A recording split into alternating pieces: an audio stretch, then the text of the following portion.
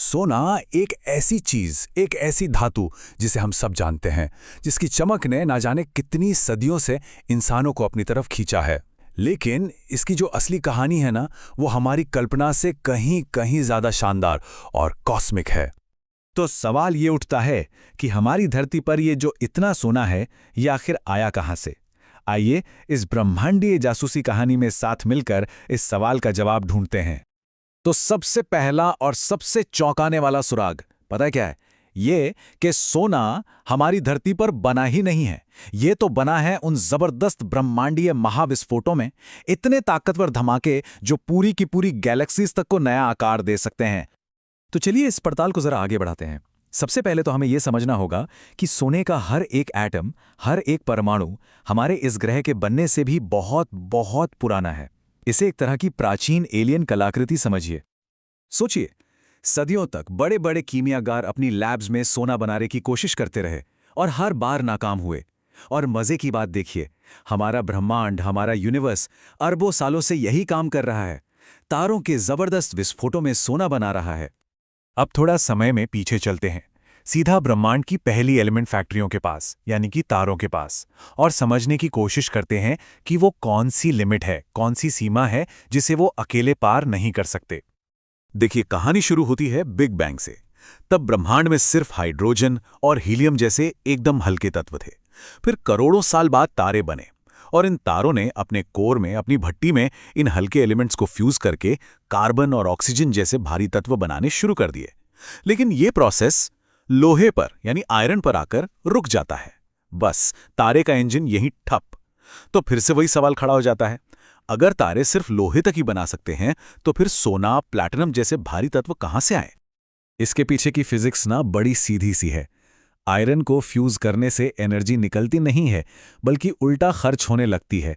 तो किसी भी तारे के लिए नॉर्मल तरीके से एलिमेंट्स बनाने का रास्ता यहीं पर खत्म हो जाता है। इससे आगे जाने के लिए कुछ बहुत ही ज्यादा एनर्जी वाला होना जरूरी है।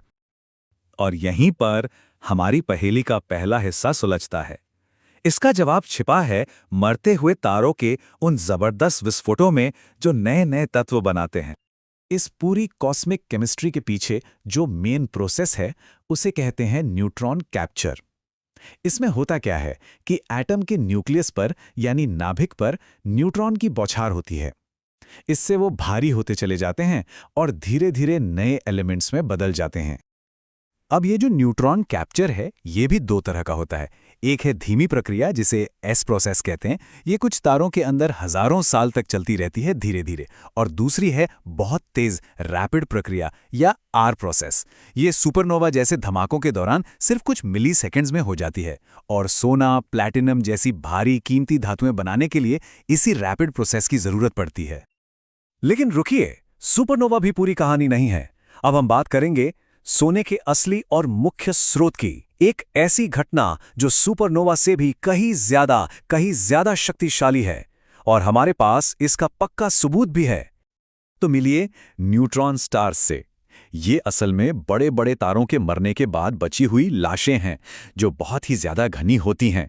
जरा सोचिए, वजन में हमारे सूरज से भी ज्यादा, लेकिन साइज में सिर्फ 20 किलोमीटर चौड़े। मतलब इनके मैटर का सिर्फ एक चम्मच अरबों टन का होता है। और जब ऐसे दो तारे आपस में टकराते हैं तो एक महाविनाशकारी किलोनोवा होता है।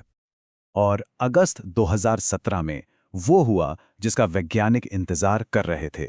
लाइगो और वर्गो ऑब्जर्वेटरीज ने पहली बार दो न्यूट्रॉन तारों की टक्कर से पैदा हुई ग्रेविटेशनल वेव्स को डिटेक्ट किया। ये एक ऐतिहासिक पल था। वो पहला मौका था जब हमने अपनी आंखों से एक ब्रह्मांडीय सोने की फैक्ट्री को काम करते हुए देखा। आप जरा इस आंकड़े पर गौर कीजिए। 2017 की उस एक टक्कर में कितना सोना बना होगा, अंदाजा है? हमारी पूरी पृथ्वी के वजन से 10 गुना ज्यादा, सिर्फ एक टक्कर से। ये ब्रह्मांड की बनाने की शक्ति का एक ऐसा प्रदर्शन है जो सच में हमारी कल्पना से भी परे है। एक एस्ट्रोफिजिसिस्ट हैं जेनिफर जॉनसन। उन्होंने बहुत खूबसूरत बात कही है। जब भी आप सोने का कोई टुकड़ा अपने हाथ में पकड़ते हैं तो असल में आप एक ब्रह्मांडीय विस्फोट की राख को पकड़े होते हैं। ये बात उस विशाल कॉस्मिक घटना को सीधे हमारे हाथ में मौजूद एक छोटी सी चीज से जोड़ देती है। ठीक है, तो सोना बनता कहाँ है ये तो हमें पता चल गया, पर सवाल ये है कि ये हम तक पहुंचा कैसे, इसका सफर कैसा रहा होगा। देखिए, जब हमारी पृथ्वी नई नई बनी थी तो वो आग का एक दहकता हुआ गोला थी, सब कुछ पिघला हुआ। ऐसे में सोने जैसे जितने भी भारी तत्व थे वो सब डूबकर पृथ्वी के सेंटर में यानी कोर में चले गए।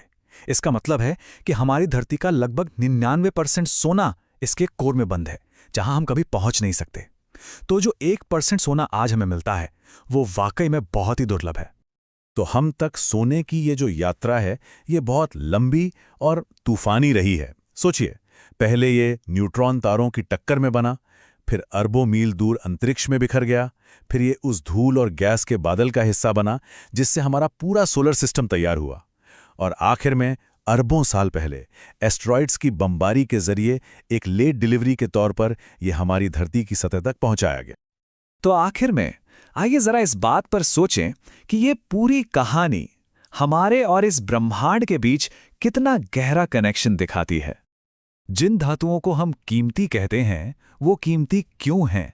सिर्फ इसलिए नहीं कि वो धरती पर कम मिलती हैं, बल्कि वो उस अकल्पनीय, उस जबरदस्त ताकत और हिंसा की वजह से कीमती हैं जो उन्हें बनाने के लिए जरूरी थे। उनकी असली कीमत उनके उस अविश्वसनीय कॉस्मिक ओरिजिन में है।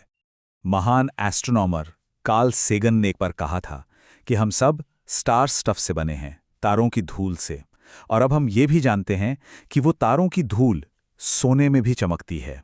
यही हमारी चमकदार, हमारी गोल्डन कॉस्मिक विरासत है।